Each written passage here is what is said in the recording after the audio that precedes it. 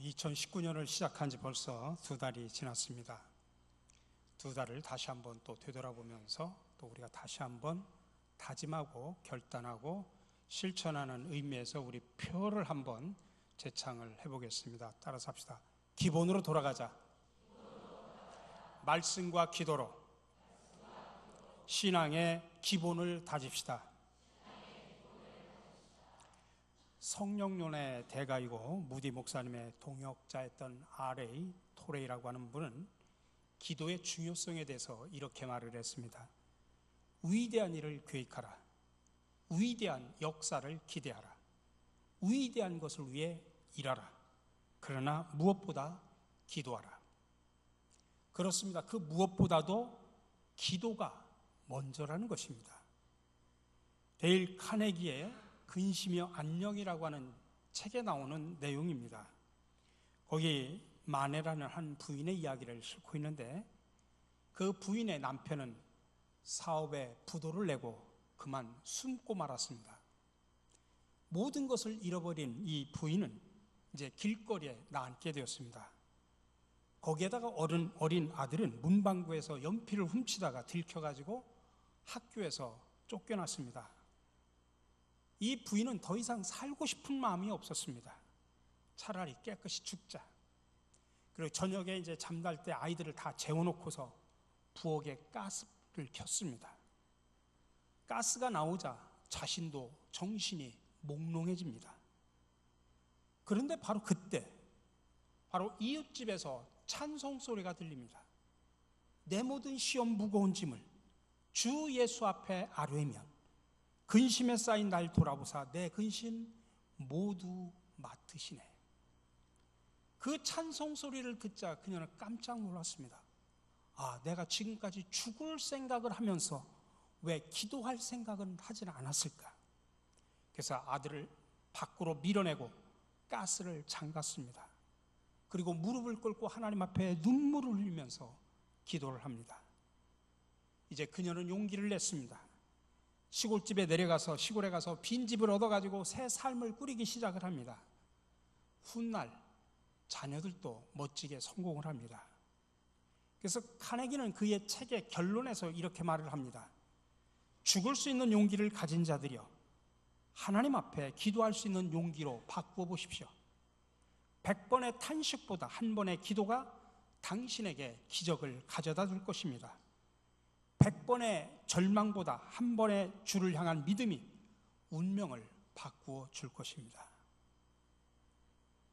우리가 잘 알고 있는 이야기 가운데 알렉산더가 페르시아를 정복을 할 때 성문에 쑥 들어가니까 성문 앞에 커다란 실타래가 묶여있고 그 실타래 밑에 이런 글귀가 있었습니다. 누구든지 이 실타래를 풀면 세계를 지배한다. 그래서 많은 사람들이 그 얽혀있는 실타래를 풀려고 노력을 해봤지만 많은 사람들이 다 실패를 했습니다. 근데 알렉산더도 들어가다가 그 글귀를 봤습니다. 그리고 한 번씩 웃더니 옆에 있던 칼을 빼들어가지고 단칼에 실타래를 끊어버렸습니다. 여러분, 그렇습니다. 우리가 살다 보면 복잡한 문제, 많은 어려운 문제들, 난관, 생각이 복잡할 때가 얼마나 많이 있습니까? 그런 문제와 생각에 여러분도 얽매이지 마시고 단순하게 실타래를 칼로 자르듯이 여러분 기도로 맡기라고 하는 그 말씀을 믿고 기도하면 길이 열림을 믿으시기 바랍니다. 근데 우리가 기도가 그렇게 중요하다고 생각은 하지만 실제로 기도를 힘들어하는 성도들이 너무나 많이 있습니다. 우리 성도가 해야 될 당연한 일이라고 생각은 하지만 기도를 무거운 짐으로 생각합니다. 왜 그럴까요? 그 이유는 기도의 효능을 겪어보지 못했기 때문입니다. 여러분, 기도하면 병이 낫고 기도하면 물질의 복을 받기도 하고 기도하면 가정의 문제가 해결되기도 하고 여러분들 기도하면 사업의 문제도 풀리고 자녀들의 앞길도 활짝 열림을 믿으시기 바랍니다. 여러분, 입시철이 되면 자녀들을 위해서 기도하죠. 저도 2월 달에 저희 미국에서 공부하는 저희 아들이 박사과정 입학 시험을 위해서 좀 준비를 하고 이제 합격을 기다리고 있습니다. 합격을 기다리기도 하고 또 박사과정 하려면 또 돈도 얼마나 듭니까? 저희 목사가 무슨 돈이 있겠습니까? 근데 목사는 가진 게 딱 큰 무기가 하나 있습니다. 제가 얼마나 백이 든든한지 세계를 모든 것을 다 가지고 있는 하나님이 제 아버지시거든요. 그러니까 저는 그 백을 믿고 기도를 하는데 제가 집사람하고 딱 한 주 동안 금식 기도하자. 자녀를 위해서. 그래가지고 지지난주에 제가 금요일부터 시작해서 금요일까지 딱 한 주 금식 기도를 했습니다. 자녀만을 위해서 집중적으로. 근데 여러분 참 놀라운 일이 딱 금식 기도가 끝나는 금요일 날 새벽에 저한테 연락이 온 겁니다. 합격했다고. 모든 문제가 풀어졌다고 연락이 온 겁니다. 하나님은 이렇게 역사하십니다. 여러분 기도는 짐이 아니라 하나님의 자녀들이 누리는 특권이고 축복임을 믿으시기 바랍니다. 그거를 직접 여러분들이 경험을 해보셔야 됩니다. 오늘 본문에서 엘리야는 갈멜산에 올라가서 기도합니다. 그 기도로 하늘의 문을 열고 닫은 위대한 기도의 종이 바로 엘리야입니다. 그래서 오늘 우리는 그의 기도를 통해서 몇 가지 기도의 중요한 원리를 배우려고 합니다. 첫 번째로 여러분, 말씀으로 기도하시기 바랍니다. 우리가 성도라면 누구나 열심히 기도하기를 원합니다. 특별히 오늘처럼 기도에 관한 설교를 듣고 나면 야 나도 그렇게 열심히 기도해야지 그렇게 마음을 갖기도 합니다. 근데 막상 기도하려고 하면 기도가 잘 되질 않습니다. 왜 그럴까요? 하나님의 임재를 느끼지 못하고 뭔가 허공에다 대고 말하는 것 같은 공허한 느낌만 들기 때문에 그렇습니다. 핵심은 뭐냐면 하나님에 대한 부재감입니다. 기도하는데도 하나님이 없다 이 말씀이에요. 여러분들이 기도하는데 그 속에 하나님이 없다는 이야기입니다. 여러분 생각을 해보십시오. 지금 하나님이 내가 기도하는데 하나님이 내 앞에 계시다 그렇게 생생하게 느껴진다면 여러분들 기도 흐지부지 할 사람이 있습니까? 지금 내가 기도하는데 하나님께서 내 기도의 음성을 들어주시고 지금 하나님은 나와 대화하고 있다고 그게 분명하게 믿어지는데 기도를 하는 둥 마는 둥 그렇게 하는 사람이 어디 있습니까? 그게 느껴지지 않으니까 믿어지지 않으니까 흐지부지 되는 것이다 이 말씀입니다. 자, 그러면 이 문제를 어떻게 풀까요? 하나님의 임재라고 하는 것은 야 하나님이 계신다 하나님이 계신다고 믿자 그렇게 억지로 지어내서 되는 것은 아닙니다. 그래서 말씀 묵상이 필요한 것입니다. 왜냐하면 하나님은 말씀과 함께 찾아오시는 분이시기 때문에 그렇습니다. 우리가 말씀을 읽고 말씀을 떠올리고 말씀을 묵상하다 보면 그 배후에 계시는 하나님을 만날 수가 있습니다. 하나님이 나와 함께 계신 것을 분명하게 느낄 수 있습니다. 그렇게 하나님의 임재를 느낀다고 하면 그때부터 기도는 저절로 터져나오는 것입니다. 오늘 엘리야를 보십시오. 41절에 엘리야가 아합에게 이르되 올라가서 먹고 마시소서 큰 빗소리가 있나이다. 오늘 이 장 전체는 사실은 핵심은 엘리야가 바알 선지자하고 아세라 선지자들하고 누가 참신인가를 놓고 싸우는 영적 전쟁을 하는 그 스토리 가운데 마지막에 나오는 이야기입니다. 근데 그때 당시에 그 지역이 그냥 오랫동안 가뭄 때문에 지금 고통을 당하고 있는 상황입니다. 근데 지금 엘리야가 아합 왕에게 뭐라고 하냐면 염려 말고 올라가서 먹고 마십시오. 이제 곧 큰 비가 올 것입니다라고 이야기하는 겁니다. 아니 지금 해가 쨍쨍 내리쬐고 있는데 큰 비가 오다니 이건 전혀 상식 밖의 이야기입니다. 근데 하나님께서는 이에 대해서 미리 말씀하셨습니다. 우리가 읽지 않지만 제일 위에 1절에 가보면 이렇게 말합니다. 많은 날이 지나고 제3년에 여호와의 말씀이 엘리야에게 임하여 이르시되 너는 가서 아합에게 보이라. 내가 비를 지면에 내리리라. 이 말씀을 엘리야에게 준 겁니다. 이 황폐한 땅, 가뭄이 있는 이 땅에 비를 내려 주시겠다 이 말씀입니다. 그래서 엘리야는 그 말씀을 듣고 말씀을 묵상합니다. 그 결과 그의 영이 눈이 열립니다. 눈에 보이는 것은 구름 한 점 없는 쨍쨍 찌는 하늘이지만은 그 속에서 장대비가 주룩주룩 내리는 광경을 보는 겁니다. 큰 비가 쏟아지는 그 소리를 듣는 것입니다. 그래서 왕을 향해서 올라가서 먹고 마시소서 큰 빗소리가 있나이다. 그렇게 할 수 있었던 것입니다. 그리고는 자기는 혼자 갈멜산에 올라가서 기도합니다. 비가 쏟아지는 소리가 들리는데 또 하나님의 임재가 느껴지는데 여러분 기도가 안 터져 나올 수 있겠습니까? 우리도 마찬가지라는 이야기입니다. 먼저 말씀이 임해야 됩니다. 여러분 우리 갓난아기들을 키우다 보면 아기들이 이제 조금 옹알이 하다가 이제 말을 배우지 않습니까? 아이들 말 배우는 거 여러분들 자식 키울 때 아이들 말이 어떻게 배웁니까? 옆에서 누군가가 계속 말해주는 사람이 있기 때문에 그 말을 듣고 말을 배우는 겁니다. 엄마, 아빠, 맘마 이런 말을 누가 계속 해주니까 그 말이 듣고서 그 말을 하는 겁니다. 그러니까 아기들은 자기가 듣는 만큼 말을 하게 되는 겁니다. 그래서 청각 장애를 갖고 있는 사람들은 말을 못하는 이유는 들려지지 않기 때문에 말을 못하는 것입니다. 기도의 말도 마찬가지라는 이야기입니다. 먼저 내가 들어야 기도가 나온다 이 말씀입니다. 하나님의 말씀이 자꾸 내 심령 속에 들어와야 기도의 말문이 트입니다. 그래서 마틴 루터는 아주 중요한 이야기를 했습니다. 성경 한 장은 기도에 불을 붙일 수 있는 라이터다.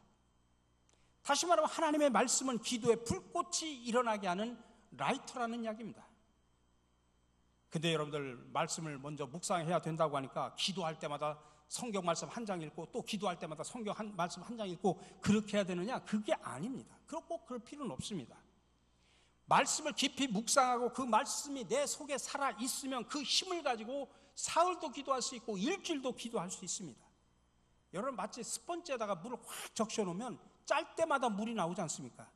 그런 것처럼 우리의 심령이 말씀으로 젖어 있으면 기도할 때마다 따로 성경을 읽지 않아도 저절로 기도가 나온다 이 말씀입니다.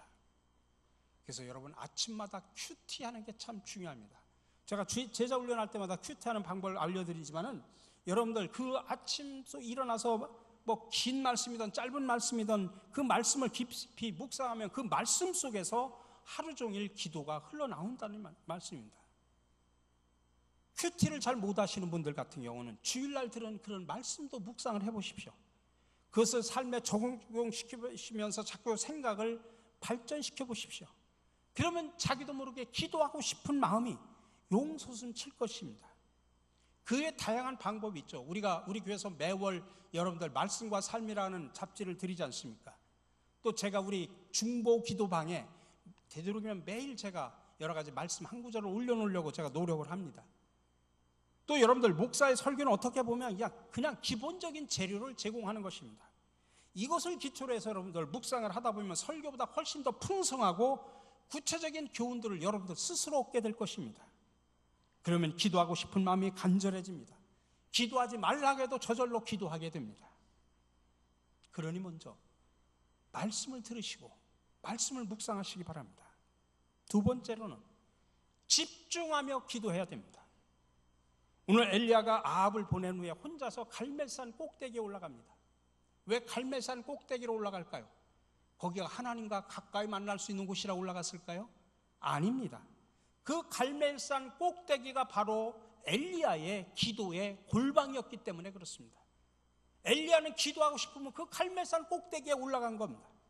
세상과 단절하고 오직 하나님과 만나서 대화하는 기도의 골방이 바로 그 자리였다는 이야기입니다.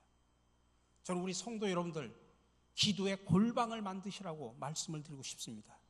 어떤 분은 새벽 기도의 자리가 기도의 골방이 되어서 새벽마다 와서 기도하시는 분도 있습니다. 어떤 분들은 직장에 출근하면서 차를 가지고 30분, 1시간 동안 가는 동안 기독교 방송을 통해서 찬양을 듣기도 하고 말씀을 묵상하면서 또 눈뜨고 운전하면서도 기도의 골방으로 그 자리를 만들 수 있습니다. 주부들은 남편을 자녀들을 다 밖에다 내놓고 출근시키고 학교 보내고 조용히 앉아서 커피 마시는 그 순간을 10분이 됐던 30분이 됐던 기도의 골방으로 만들 수가 있습니다. 바로 오늘 엘리야는 갈멜산으로 간 게 바로 그곳이 바로 엘리야의 기도의 골방이었기 때문에 라는 사실입니다. 기도의 자세도 아주 특이합니다. 42절에 보니까 엘리야가 갈멜산 꼭대기로 올라가서 땅에 꿇어 엎드려 그의 얼굴을 무릎 사이에 넣고. 여러분들 기도하는 자세도 우리나라는 통칭 자세가 하나밖에 없어요. 하나밖에 안 가르쳐 주니까 자, 기도합시다. 그러면 전부 손을 딱 모으고 다 눈을 감고 머리를 숙이죠. 집중하라고 하는 것이죠. 근데 꼭 그것만은 기도의 방법은 아니에요. 제가 옛날에 그 영국에서 공부할 때 기숙사에서 돌아가면서 이렇게 쉽게 말하면 기도회를 인도를 해요. 그래서 제 차례가 왔어요. 그러니까 그때는 저 영어도 어설프고 그러니까 기도를 어떻게 내가 외워서 할 수 없으니까 종이에다가 기도문을 썼어요. 그래가지고 제가 기도문을 딱 놓고서 다 같이 기도합시다 하고서 제가 딱 놓고 기도문을 쭉 읽어 가다가 앞을 딱 쳐다보니까 웬걸 제가 기도하다 깜짝 놀랐어요. 한 반은 눈을 말똥말똥 뜨고 저를 쳐다보는 거예요. 깜짝 놀랐어요. 아니 기도하자, 다 같이 기도합시다 하면 저보고 눈 감을 줄 알았어요. 근데 몇 사람은 눈 감고 몇 사람은 눈을 말똥말똥 쳐다보고 저를 쳐다보는데 얼마나 당황스러운지 제가 그런 경험을 처음 했어요. 한국에서 늘 기도합시다 하면 눈 감는데 안 감더라고요. 그런 사람들도 있어요. 눈 뜨고도 기도해요. 또 어떤 사람은 일어나서도 기도하고 어떤 분인데 다 기도하는 자세는 다양합니다. 오늘 엘리야를 보니까 엎드려서 얼굴을 무릎 사이에 넣었다라고 표현합니다. 엘리야가 기도하는 방법이에요. 자세예요. 그거는 뭐냐면 전심을 다해서 하나님께 간절히 매달릴 때의 엘리야의 특징입니다. 이처럼 능력 있는 기도를 위해서는 간절한 마음으로 하나님께만 집중할 수 있어야 됩니다. 근데 참 신기하죠, 여러분. 내가 기도만 하려고 하면 왜 그렇게 잡생각이 나는지 몰라요. 아니 하루 종일 안 오던 전화가 갑자기 와요. 왜 세탁소 아저씨는 또 하필이면 그때 초인종을 누리는지, 밖에서 막 구급차가 왱왱거리며 경적소리 때문에 시끄러워 집중을 할 수가 없습니다. 조금 정돈됐나 싶으면 여러 가지 또 생각이 떠오릅니다. 아파트 관리비를 오늘까지인가 내일까지인가, 아니 딸아이가 학교 가는데 오늘 옷을 두껍게 입었는지 얇게 입었는지 막 갑자기 안 떠오르던 생각들이 막 떠오릅니다. 내가 친구한테 전화하기로 했는데 내가 깜빡했네. 평소에는 생각도 안 나던 일들이 기도만 시작하면 왜 그렇게 끊임없이 잡생각들이 나는지 모릅니다. 여러분, 왜 그럴까요? 왜 그런 모습들이 나오게 될까요? 여러분, 그래서 기도는 영적 전쟁이다, 그렇게 말을 하는 겁니다. 그래서 마르틴 루터는 이런 말을 했습니다. 마르틴 루터가 한 이야기입니다. 종교개혁자인 마르틴 루터가 한 이야기인데, 조용히 혼자 하나님과 대화하려고만 하면 채 시작도 하기 전에 5만 가지 회방꾼들이 한꺼번에 달려들었다. 사탄은 모든 이유를 총동원해서 기도를 지연시키려고 했다. 사방을 에워싸고 극렬하게 방해 공작을 폈다. 여러분도 아직 경험해보지 못했다면 한번 시도해봐라. 열심히 기도하기로 작정하는 바로 그 순간 어마어마하게 다양한 잡념들이 달려들어 시작조차 못하게 물고 늘어질 게 틀림없다. 마틴 루터 같은 사람도 그랬다는 이야기입니다. 이렇게 기도는 영적 전쟁입니다. 하나님의 임재 속에 들어가려고 하는 사람을 사탄은 그냥 놔두지를 않습니다. 어떻게든지 방해하려고 별의별 수를 다 쓰는 겁니다. 어떤 때는 교회에 와서 혼자 기도를 하는데 뭐가 쓱 지나가는 것 같습니다. 눈을 떠보면 아무것도 없는데 섬뜩한 느낌이 듭니다. 어떤 분은 이야기합니다. 목사님, 저를 위해서 좀 기도해 주십시오. 요즘 제가 기도하려고 눈만 가보면 왜 죽은 사람들이 그렇게 떠오르는지 모르겠습니다.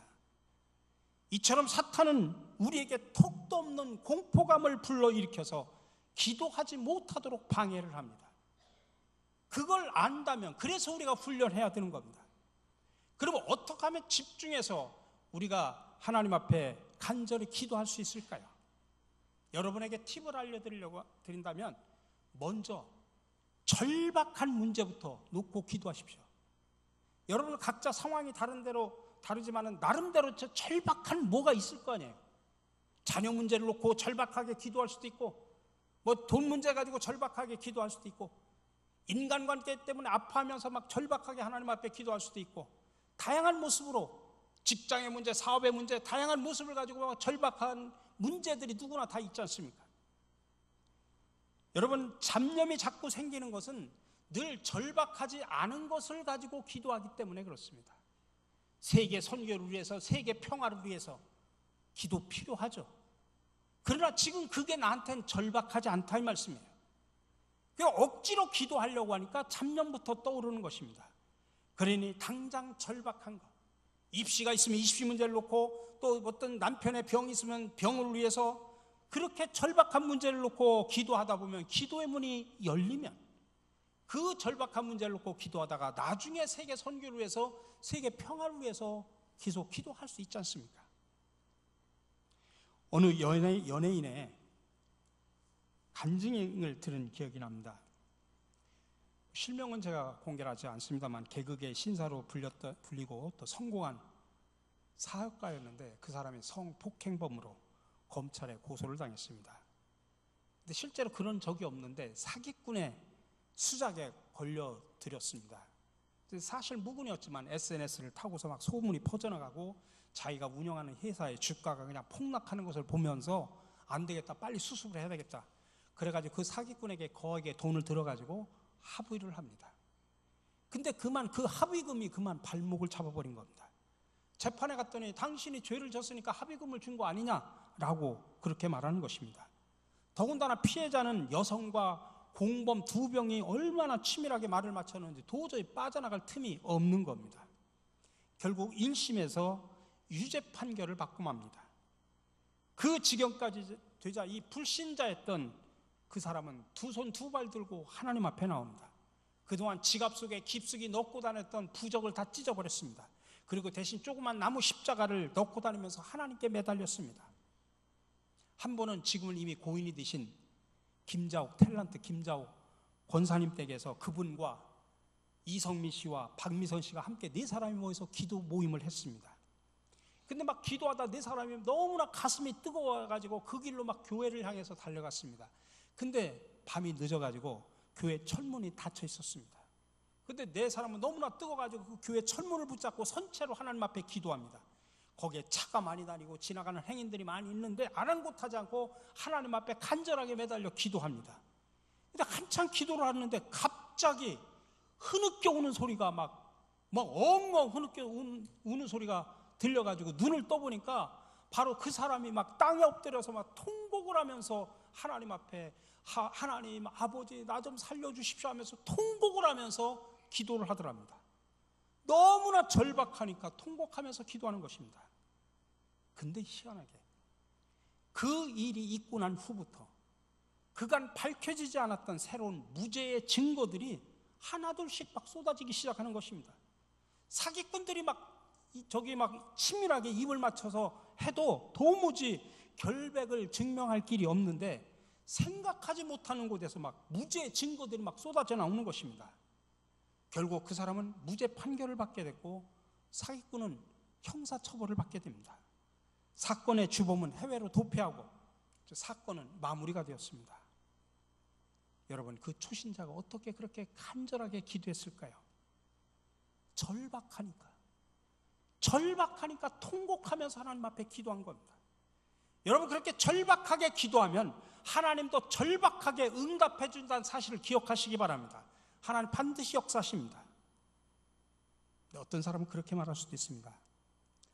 목사님, 나는 그렇게 특별하게 절박한 문제가 없는데 어떻게 하죠?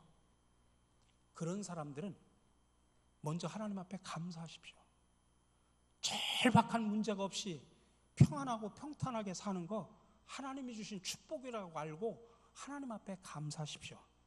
그러나 감사로 끝나지 마시고 그런 분들은 또 다른 사람들을 위해서 중보기도 하십시오. 우리 주변에 보면 우리 성도들 가운데도 암으로 고통당하는 분들, 사업 문제 때문에 힘들어하는 사람들, 자녀 문제 때문에 아파하는 사람들이 우리 주변에 얼마나 많이 있습니까? 그런 절박한 영혼과 그 절박한 가정을 위해서, 그들의 사업을 위해서 여러분 기도해 주십시오. 그렇게 다른 사람을 위해서 간절히 기도하다 보면 그 기도의 물이 나에게도 돌아온다 이 말씀이에요. 그래서 내 문제를 놓고도 기도하게 됩니다. 이게 중보 기도를 하는 사람들, 헌신하는 사람들의 축복입니다. 다른 사람을 위해서 중보 기도하다 보면 내 기도에도 불이 붙습니다. 그래서 어떤 문제든지 집중해서 간절히 기도하게 된다 이 말씀입니다. 세 번째로는 인내하며 기도하십시오. 지금 엘리야가 기도의 골방에 가서 하나님 앞에 간절히 기도합니다. 그리고 사환을 불러가지고 야 저기 바다 보이는 곳에 가서 한번 바다 쪽을 쳐다봐라. 근데 사환이 돌아와가지고서 아무것도 안 보이는데요. 또 다시 열심히 기도하다가 또 바다로 쪽을 향하는 데를 보냅니다. 뭐가 보이냐? 안 보이는데요. 근데 7번째가 되었을 때 바다에서 사람 손바닥만한 구름이 일어나기 시작을 한 겁니다. 하나님의 응답이 나타나기 시작한 것입니다. 그렇게 바라던 장대비가 쏟아져 내리기 시작을 한 것입니다. 근데 여러분, 엘리야가 7번 기도가 아니라 6번까지 기도를 했는데 생각하기를 아무것도 안 보여요. 내가 별 쓸데없는 짓 했나 보다, 바보 같은 짓 했나 보다 하면서 그가 기도하기를 포기했다면 그 기막힌 응답은 영원히 체험하지 못했을 것입니다. 이처럼 기도에는 인내가 필요합니다. 여러분, 하나님이 우리의 기도를 단번에 응답해 주지 않는 경우도 있습니다. 그 이유는 하나님께서는 우리 자신을 변화시키기 위한 하나님의 뜻도 있다는 사실을 아셔야 됩니다. 시골의 한 통나무집에 병약한 남자가 살고 있었습니다. 근데 그 집 앞에는 큰 바위가 하나 있었습니다. 이 바위 때문에 출입도 너무 힘들었습니다. 근데 어느 날 하나님이 꿈에 나타나서 말합니다. 내 사랑하는 아들아, 집 앞에 있는 저 바위를 매일 밀어보렴. 그때부터 그런 희망을 안고 바위를 매일 아침에 일어나면 바위를 막 밀어버립니다. 근데 그 바위를 미는 거 1년 동안 밀었는데 아무런 변화가 없습니다. 1cm도 안 옮기고 1mm조차도 바위가 옮겨지지 않았습니다. 내가 1년 동안 헛수고했구나 하면서 막 억울하다고 엉엉 울었습니다. 근데 그날 밤에 하나님이 또 나타나셔서 말씀합니다. 얘야, 나는 너에게 바위를 옮기라고 말한 적이 없다. 그냥 바위를 밀라고 했을 뿐이다. 자, 이제 거울에 가서 내 모습을 쳐다보렴. 그는 거울 앞에 서서 자신의 모습을 보자 깜짝 놀랐습니다. 거울 속에 이전에 자신의 모습은 병약한 사람의 모습이었는데 그건 온데간데없고 정말 튼튼한 근육질의 남자가 거기에 서 있는 것입니다. 그러자 그는 깨달음을 얻었습니다. 그렇다, 지난 1년 동안 내가 밤마다 기침을 했는데 그 기침이 사라졌구나. 내가 불면증 때문에 잠도 못 잤지. 근데 너무나 잠을 잘 잤어.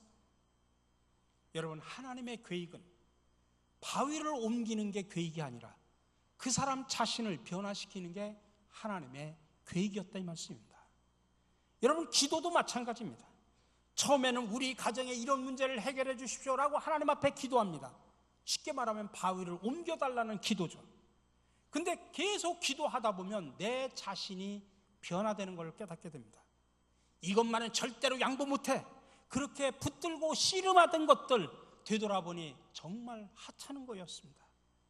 근심 걱정에 쩌들던 사람이 나중에 자신이 변화되니까 내가 겨우 그까짓 것 가지고 내가 지금까지 노심초사했는가 생각을 하게 됩니다. 전에는 그렇게 크게 보이던 세상 일들이 아무것도 아닌 작은 일로 느껴지는 것입니다. 기도하는 동안에 내 관점이 달라지고 내 생각이 달라진 것입니다. 그래서 영적으로 튼튼하고 건강하게 된 것입니다. 여러분, 그렇게 달라지면 어떤 문제를 만나도 넉넉히 이길 수 있다는 사실을 기억하시기 바랍니다. 마지막으로 우리 자신이 기적이 되어야 됩니다. 미국의 엘리베이 선교회 목사였던 스티븐 퍼틱이라는 분이 자기 할아버지에 대한 이야기를 간증을 하는데 뭐라고 이야기하냐면, 그 할아버지는 중증 치매를 앓고 있는 할머니로 인해서 말년을 너무나 힘들게 보내셨다고 합니다. 치매가 오기 전에 할머니는 정말 교양 있고 예의 바르고 정갈한 분이셨습니다. 근데 이제 치매가 걸리자 할머니는 정말 차마 눈 뜨고 못 볼 지경까지 이르는 겁니다.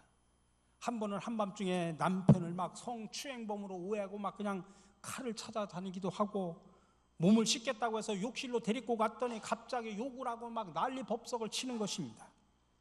그런 할머니를 위해서 남편인 할아버지가 하나님 앞에 간절히 기도합니다. 하나님, 함께 하셔서 기적을 베풀어 주셔서 내 집사람의 건강 상태를 호전시켜 달라고 하나님 앞에 간절히 기도합니다. 그 인생 마지막 이렇게 마칠 수는 없지 않습니까? 하나님은 행복하고 건강한 임종을 맞이하게 해달라고 하나님 앞에 간절히 기도합니다. 그렇게 열심히 기도하는데도 병세가 호전되기는커녕 점점점 나빠져만 갑니다. 그 정도 되면은 힘이 빠져서 기도고 뭐고 다 때려치우고 싶습니다. 그런데도 할아버지는 하나님을 신뢰하면서 계속 기도합니다. 근데 변화는 할머니가 변화된 게 아니라 할아버지에게서 변화가 일어난 것입니다. 할아버지에게 자기 아내를 불쌍히 여기는 마음이 더 간절해지기 시작을 합니다. 날이 갈수록 더 지극정성으로 간호합니다. 나중에는 침상에 무릎 꿇고 할머니의 머리카락을 쓰다보면서 너무나 아름답다고 고백을 합니다. 그 몸에서는 냄새가 풀풀 나는데도 불구하고 그 부인의 머리카락을 만져주면서 너무나 아름답다라고 고백합니다. 할머니가 낫는 것보다 더 놀라운 기적 아닙니까? 기도가 할아버지의 마음을 그렇게 놀랍게 변화시킨 것입니다. 여러분, 우리는 늘 하나님 앞에 기도하면서 하나님, 나에게 이런 기적을 베풀어 주시옵소서. 그런데 하나님은 때로는 내 자신이 기적이 되라고 말하기도 합니다. 밖에서 기적을 찾지 말고 내 속에서 일어나는 기적을 찾으라고 말하기도 합니다. 내 자신이 기적이 되라. 하늘문이라고 하는 것은 밖에서 열리는 것이 아니라 내 속에서 열릴 수 있다, 이 말씀입니다. 우리 사랑하는 성도 여러분, 그러므로 기도를 포기하지 마시기 바랍니다. 응답이 보이지 않는다고 포기하지 마십시오. 때가 되면 하나님께서 반드시 응답해 주십니다. 바위를 옮겨 주시든지 내 몸을 튼튼하게 해 주시든지 둘 중에 하나입니다. 이 기도의 능력을 여러분 마음껏 누리며 사시기를 주님의 이름으로 간절히 축원합니다. 사랑의 주님, 올 한 해 동안 말씀과 기도로 우리의 신앙의 기초를 튼튼하게 만들어가게 하옵소서. 그러기 위하여 무엇보다도 먼저 우리를 깨워주셔서 항상 기도를 통해 하나님과 친밀한 교제를 나눌 수 있도록 인도하여 주시옵소서. 기도를 통해 일하시고 역사하시는 주님을 신뢰하며 기도에 게으르거나 나태하지 않도록 하시어 항상 영적으로 깨어있는 삶을 살아가도록 인도하여 주옵소서. 우리와 기도로 끊임없는 영적인 교제를 나누기를 원하시는 예수 그리스도의 이름으로 기도드립니다. 아멘.